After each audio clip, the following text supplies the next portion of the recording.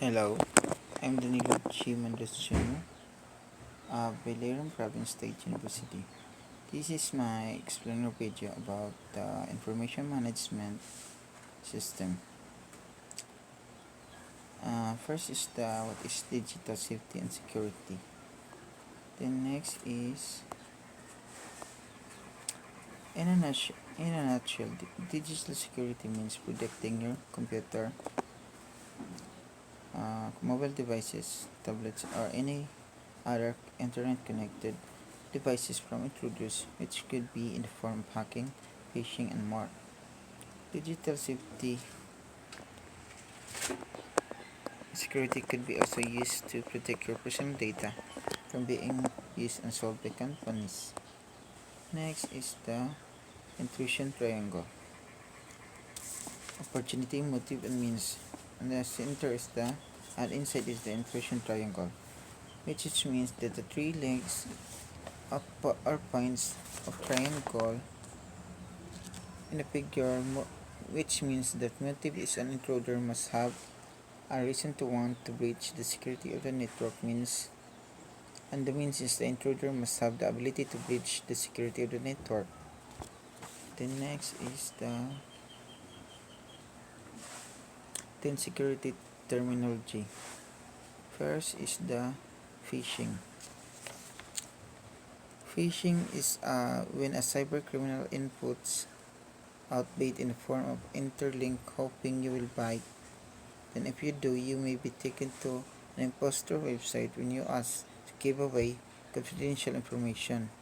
The best advice is not to take the bait and never click links from unknown email senders. The next is the social engineering. In any kind of manipulation technique that bad guys use to prevail private information, keep unauthorized access, or otherwise expose the company assets. The next is the malware.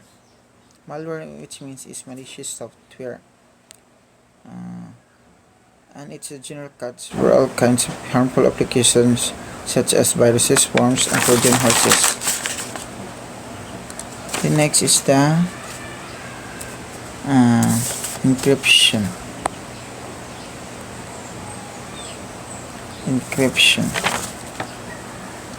Encryption is is a way of hiding or altering a message from so that its meaning is not clear unless you have a special instruction known as the decryption key. Encryption is a method for securing data and keeping it confidential. Then next is the exploit. Exploit can be used as either a noun or a verb, a thing or an action. A computer exploit is a tool, usually a piece of malicious code that takes advantage of a known weakness or vulnerability in an IT network system. Cyber criminals may exploit an opportunity for unauthorized access so that they can go deeper into the system can cause further damage. The next is the firewall. Firewall is a network device used to create a wall of protection for an IT environment, keeping dangerous or unwanted data traffic out. The next is the denial of services, DOS. DOS, an attacking computer continuously sends some kinds of message to the target computer, creating a conversation between the devices that eventually exhaust all computing resources. A distributed denial of services, DOS, is used many devices to attack the target, sometimes grouped as a bot. Then next is the pen testing. Pen testing or penetration testing is a way to evaluate the security, strength, and weakness of a specific IT component's network or environment. Next is the multi-factor authentication, MFA, or sabihin you provide additional factors to show that you are who you say you are. Next is the factors that disrupts the physical security and control. First is the tailgating.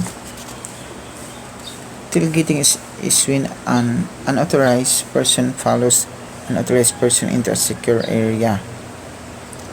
Next is the theft of documents.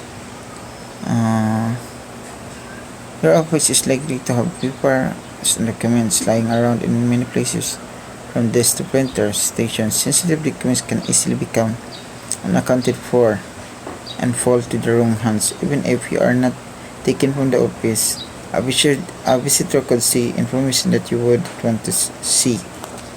Next is the unaccounted visitor. Unaccounted visitor is a pose of serious risk, as you will not be able to know if they were present if an accident occurs. 4 is the stolen identification. An access control systems only works if everyone uses their own identification. If people are going in and out of your premises using someone else's identification, that result the same as you had no access control at all.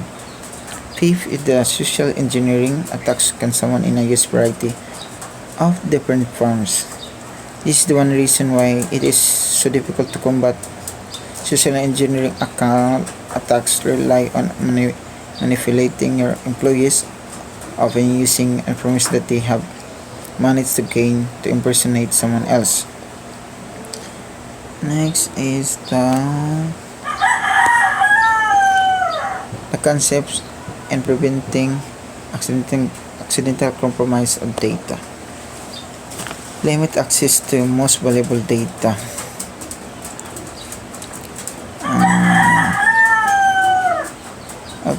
These days, after all, there's no reason to mail roam and play to view customer financial information. You limit who is allowed to view certain documents. It is the limit access to most valuable data. And next is the third-party vendors must comply. The third, conduct compliance and security awareness training. Then update super regularly. Develop a cyber breach response plan. And difficult to decipher passwords. Next is the how to avoid accident and compromised data. First is start with security, so that your personal data, employment application to network files with customers' credit card numbers must be saved. Then control access to data sensibility, request secure password and authentication, store sensitive personal information securely, and protect during transmission, and segment your network and monitor who's trying to get in and out. Thank you po. That's for my explainer video for information management system about the cybersecurity and control. Thank you po sir.